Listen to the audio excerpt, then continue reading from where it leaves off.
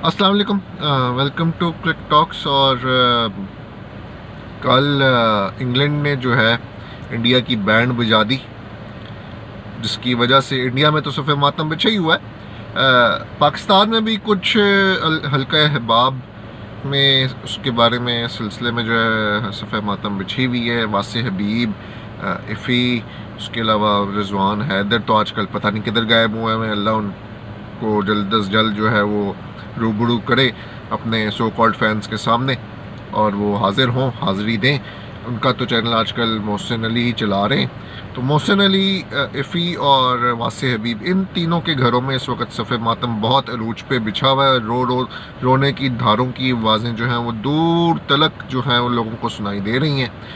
और जिस तरह से रूट और बेस्ट्रो ने जो है वो कल और परसों का आखिरी सेशन जो है वो मार धार की है, वो देखने वाला था। और मैं कहता हूँ अंत कर दिया है। और कहते हैं वासे हबीब साहब कि जो है वो डेविड की कोचिंग की वजह से जो है ये मैच हारा गया है। तो भाई, डेविड की कोचिंग की वजह से कैसे मैच हारा गया है? डेविड खुद चल के आया था, डेविड ने खेलना था। डेविड को तो खेले हुए को जो है वो 14 साल हो गए। तो डेविड साहब तो अब पिच पे नहीं उतरते, उनकी जगह तो उनके दूसरे लोग उतरते हैं। 14 साल बीत चुके हैं। एंडरसन जो है वो 3 जनरेशन से खेल रहा है, लेकिन डेविड तो है जो वो तो अब कोचिंग कर रहा है। तो डेविड साहब किस बात मिलने में कसूरवार हो गए? डेविड साहब खुद पिच पे चल के आते हैं। डेविड साहब खुद चल कितने आते हैं पिच के ऊपर खेलने। और वो जो उनका जो डेविड द वॉल लकब मशहूर है, जो वो लकब दिया गया हुआ है उनको, उसमें उन्होंने वॉल बनना था वहाँ पे, the great wall of China बनना था उन्होंने। कमाल बात है भाई। सीधी सी बात है, आकरबाजी की वजह से मैच हारा गया और गलत स्ट्रेटजीज की वजह से मैच हारे।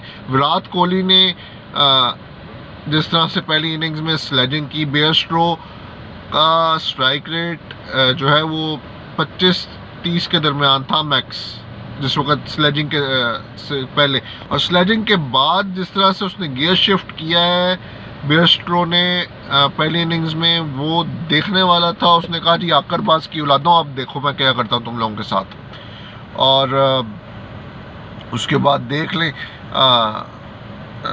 दो गो के पहली इनिंग्स में बड़ी मुश्किल से जो है वो उन्होंने फॉलो ऑन से बचे और इंडिया की जो है कुछ रन्स की लीड भी हो गई। और 378 का टारगेट चौथी इनिंग्स में जो है वो बड़ा ही मुश्किल चेस करना होता है। जबकि आपको भी पता है कि एडजस्टन में जो है वो 281 आज से 14 साल पहले, 14-15 साल पहले इंग्लैंड वर्सेस साउथ अफ्रीका के टेस्ट मैच में चेस किया गया था 281 का टारगेट। और 378 यानी कि 97 रन्स मज़ीद करने थे, जो कि इम्पॉसिबल चीज़ थी, जिसको पॉसिबल करके दिखाया है जो रूट और इसने बेयरस्ट्रो ने। और जो रूट जिस तरह से खेल रहा है, कैलेंडर में भी 5-6 टेस्ट में खेल उसके पड़े, तो कोई इसमें दो राय नहीं है कि अगर वो इसी परफॉर्मेंस के साथ खेलता रहा तो जो मोहम्मद यूसुफ का रिकॉर्ड है एक कैलेंडर ईयर में 1000 प्लस रन करने का, और वो सारा टेस्ट एंट्रियाँ इतनी ज़्यादा करने का, वो टूट ही जाएगा। जो हालात लग रहे हैं, जो रूट के इस वक्त फॉर्म जो इस वक्त बनी हुई है, वो काबिल सताइश है और बड़ा ज़बरदस्त वो खेल रहा है। और जब से मैकलम, देखें, जब से मैकलम आया है एज एन इंग्लैंड कोच, उनकी स्ट्रेटजी चेंज हो गई है। वो आप देख लें, जो लास्ट जो न्यूजीलैंड के अगेंस्ट भी जो मैच था इंग्लैंड का पिछली सीरीज़ में, वो भी कमाल था। उन्होंने आखिरी दिन, आखिरी सेशन में जो है वो 200-250 रन चेज किया है, जो कि इम्पॉसिबल है। लोग कर ही नहीं पाते चौथी इनिंग्स में। कहते हैं जी या तो ड्रॉ करेंगे या मैच हार जाएंगे, और ड्रॉ करते करते आपको भी पता है अक्सर टीमें मैच हार जाती हैं। तो बेहतर यही होता है कि जैसा इंग्लैंड कर रही है इस वक्त, उसी तरह चला जाए तो ज़्यादा बेहतर रहता है, बजाय इसके कि आप बिल्कुल ही स्लो डाउन होके तो ड्रॉ करने की पोजीशन में हो और ड्रॉ कर दें और बाद में पता चल जाए आप मैच ही हार गए। क्या आप ड्रॉ करने के लिए, मैच बचाने के लिए जब भी आप निकलते हैं तो आप मैच हार जाते हैं। आप हमेशा मैच जीतने के लिए निकलें तो आप मैच जीत ही जाते हैं। तो यही हाल है। बड़ी आकर थी वो, क्या है उसका यार नाम, वो जडेजा है, क्या है वो नमूना, खैर जो भी है, हमें क्या लेना देना। उसने बड़ी आकरबाजी की थी आज से साल तो भाई साल दो पहले के जी। इंडिया की टीम जो है वो दो टीम्स बनाने की पोजीशन में है इस वक्त। आप एक टीम हमारी किसी और मुल्क भेज दें, सेम टाइम पे आप एक हमारी टीम किसी और मुल्क भेज दें, तो ये टीम है अभी तुम्हारी। सबको पता है ऑस्ट्रेलिया वाले मैच जानबूझ के हारते, वो जानबूझ के इसलिए हारते हैं अब 2008 के बाद के आईपीएल से पैसे जो है वो नोटों को माने होते हैं, तो उन नोटों के चक्कर में जो है वो मैच हारते हैं। उनके लिए आईपीएल जो है इंडियन प्रीमियर लीग नहीं है, इंडियन पैसा लीग है। वहाँ से उन्होंने कमाने पैसे, उनको भी पता है यार हमें ऐड तो मिल ही जाने, तो ऐडों से इतने पैसे उनको मैच फीस के नहीं मिलते जितने पैसे उनको ऐडों के मिल जाते हैं वहाँ पे। तो यही बात है, जो सीधी बात है कि ऑस्ट्रेलिया तो जानबूझ के मैच हारता है भाईजान। कोई इस बात को माने ना माने, I don't give a damn care, ठीक है ना जी। ऑस्ट्रेलिया इंडिया से test series Border Gavaskar trophy जानबूझ के हारता है। ये मेरे से आप अल्फाज आज मेरे लिख लें कि इंडिया से ऑस्ट्रेलिया जानबूझ के टेस्ट सीरीज हारता है, ठीक है। और बड़ा इनको शौक था जी कि हम सेना कंट्री में जाके हम फलां कर देंगे, हम झंडे गाड़ देंगे, हम फलां कर देंगे। तो गाड़ने सी ना झंडे, क्यों नहीं गाड़े? किसने मना कीता सी? किसी ने दुम फड़ी हुई सी? की कीता सी? किसने जानबूझ के कुछ कीता होया सी तुहाडे नाल? की कीता होया सी? हार गए उन चुप करके हाल तस्लीम करो। एवें रोने बैठ जाते हो। इधर भी लाहौर तक है, मेरे लाहौर घर तक आवाज़ां आ रही ने तुहाडे रोन दियां, मोहसिन अली दियां ते वासिफ हबीब दियां ते फी दियां। तो रोया ना करें, इंजॉय करें, ठीक है ना जी। और ये जो जितने भी हमारे भोंडू बैठे हुए ना, ये सो कॉल्ड जर्नलिस्ट, अव्वल तो इनको जर्नलिस्ट मानते नहीं। जब तक आपने आईसीसी का टूर्नामेंट कवर ही नहीं किया, कोई जाके बाहर के मुल्क कोई चले, वनडे वर्ल्ड कप वनडे का 50 ओवर्स का तो दूर की बात है, टेस्ट चैंपियनशिप भी दूर की बात है, चलो तो एक ही दफ़ा हुई। उसके अलावा कुछ चैंपियंस ट्रॉफी वो भी छोड़ दें। आप T20 वर्ल्ड कप का जो चुंगे में से 2 हफ्ते होता है वही किसी ने कवर किया हो इन नमूनों में से, तो मुझे बता दें, मैं मान जाऊंगा। किसी एक बंदे ने भी, ये जो आते हैं ना नमूने 4 अदद, वासे हबीब, रिजवान हैदर, एफी और मोहसिन अली, जो एक दूसरे को लान तान करते हैं 24 घंटे और कोई को काम ही नहीं है सिवाय एक दूसरे को लान तान करने के, उनसे जो है ये मेरा पैगाम है। और ये जो इनके फैंस हैं सो कॉल्ड, ये भी ज़रा उनको बता दें कि भाईजान रोने धोने से कुछ नहीं होता। पाकिस्तान आपका मुल्क है, पाकिस्तान से ही आप करें, और किसी और दूसरे मुल्क से करने की जो है ना वफादारी सिर्फ सुपर चैट और सुपर स्टिकर के लेने के चक्करों में आप ना रहा करें। हलाल की खाएं, हलाल की कमाएं, ठीक है।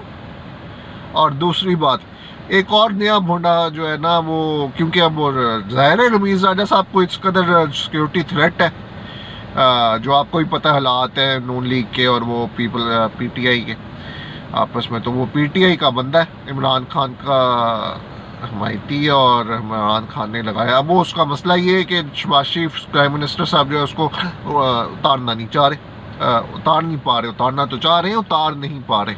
उतार क्यों नहीं पा रहे? क्योंकि उतारना इसलिए नहीं उतार इसलिए नहीं पा रहे, बेसिक वजह उसकी ये है कि वो बंदा काम ही इतने ज़बरदस्त कर गया है पिछले 10 महीनों के अंदर। उसने सबसे पहले तो मीडिया को, ये 2 लोग हैं पाकिस्तान में जो मैं कहता हूँ इनको 21 तोपों की सलामी रोज़ भी दी जाए ना तो इनका हम कर्ज नहीं उतार सकते। एक रमीज़ राजा और एक शौकत तरीन, ये 2 बंदे ऐसे हैं कि बंदा कहता है यार इनको सलूट है कि जिस तरह से इन्होंने इन जर्नलिस्टों की आकरबाजियाँ ख़त्म की हैं। गोगे भी हैं, आकरबाज हैं, इसमें कोई शक नहीं है, लेकिन थोड़ा सा ना मेलो डाउन ये हुए। इनको अपनी आकड़ समझ लगी है, इनको अपनी औकात समझ लगी है रमीज़ राजा की वजह से, कि इनको पता चला कि नहीं हमारी असली औकात क्या है, हम किस थाली में हैं, हम किस गोभी के पत्ते हैं, इनको अब पता चला है। तो खैर वो एक अपना वो सिक्योरिटी थ्रेट आई है रमीज़ राजा साहब को, अल्लाह उनको ज़िंदगी सेहत अता करे। उनको सिक्योरिटी थ्रेट आई है, तो एक स्पोर्ट्स जर्नलिस्ट साहब ने जो है वो सो कॉल्ड ने पूछ लिया जी कि आपने सुना है कि बुलेट प्रूफ ली है? तो उन्होंने कहा जी मैंने ली है। तो उनको लेने के लिए जो है वो उन्होंने कहा जी कि क्यों? तो वो खैर आपको ही पता है जो वो हालात चल रहे हैं इस वक्त, वो कोई एरा गहरा आके नमूना जो है वो फाशिस्ट किस्म का जो है वो रमीज़ राजा को तबाह और खुदा न खास्ता अगर गोली मार दे कल को, तो उसका कौन जिम्मेदार है? हुकूमत तो है नहीं पाकिस्तान में पिछले 2.5-3 महीने से, तो कौन इसका जवाब दे? बेहतर है आप ने अगर बुलेट प्रूफ ले ली है तो आपका क्या जा रहा है? आपके पैसों के लिए है भाई, आपके पैसों के लिए है, बताओ ज़रा। थोड़े पैसा नहीं लेती है, याद है ना? थोड़े पैसे हड़प कीते ने बैंक मैनेजर को जा के जेड़ा है ਉਹਦੇ ਨਾਲ मिल के 10% उन्होंने दिता है, 30% उन्होंने दिता है, तो 70% अपने कोल रखे है रमीज़ राजा सामने, तो दी गड्डी आई है। या तो इंज होया हो ना कि ਤੁਹਾਡੀ बैंक स्टेटमेंट कढा के, ਤੁਹਾਡਾ बैंक बैलेंस वेख के, ਤੁਹਾਡੇ बैंक चों फ्रॉड करवा के अकाउंट चों पैसे कढाए होन, तो फिर तो बंदा कहता कि हाँ चलो यार ठीक है। लेकिन जदों ਤੁਹਾਡੀ है ही नहीं, तो फिर तो की मतलब काम की है ਤੁਹਾਡਾ बोलन का? मैनू यह दसो ज़रा। 6 लाख का जो है वो 5 से 6 लाख का मैक्सिमम जो है इस वक्त रमीज़ राजा पे PCB जो है महीने का वो खर्चा कर रहा है, जो कि 60 लाख रुपया बनता है, जो कि बहुत कम है, बहुत बहुत बहुत कम है। एक चेयरमैन PCB का हेड है, उसके अखराजात को देखते हुए बहुत कम है ये। 6 लाख रुपए से आजकल PCB चेयरमैन का कुछ नहीं बनता एक आम आदमी का, जिसके इतने ज़्यादा जो हैं वो सिलसिले हों। 6 लाख रुपया कुछ भी नहीं है भाई, 6 लाख रुपया कुछ भी नहीं है। 70-80 हज़ार 50-60 हज़ार तो बिजली का बिल ही आ जाता है भाई आज के ज़माने में। तो 6 लाख, और वैसे भी आपस की बात है, वो वाहिद बंदा जो बिल नहीं आया वो तनख्वाह नहीं ले रहा। एहसान मानी इससे पहले जितने आए हैं A to Z सब तनख्वाहें लेते थे, TAD अलग लेते थे, बाहर के जाने के लिए अलाउंसेस अलग लेते थे, बाहर के टूर अलग लगाते थे, हर दूसरे तीसरे दिन बाहर के उनके टूर लग रहे होते थे। ठीक है, ये वाहिद बंदा है जो काम के सिलसिले में जाता है, सिर्फ वो भी ICC दुबई ऑफिस जाता है मीटिंग करने, बस। उसके अलावा वो कहीं जाते ही नहीं है, रहते ही पाकिस्तान में। 10 महीने के अंदर अंदर जो है जो उसने चीज़ें की हैं ना, वो अगर कोई और कर देता ना, तो आज PCB के ये हालात ना होते जो आजकल हैं। तो इस पे खैर अलग एक वीडियो करेंगे कि 10 महीने में जो है वो चेयरमैन रमीज़ राजा ने जो है वो जो चीज़ें की हैं वो एक अलग उस पर वीडियो करते हैं आने वाले दिनों में।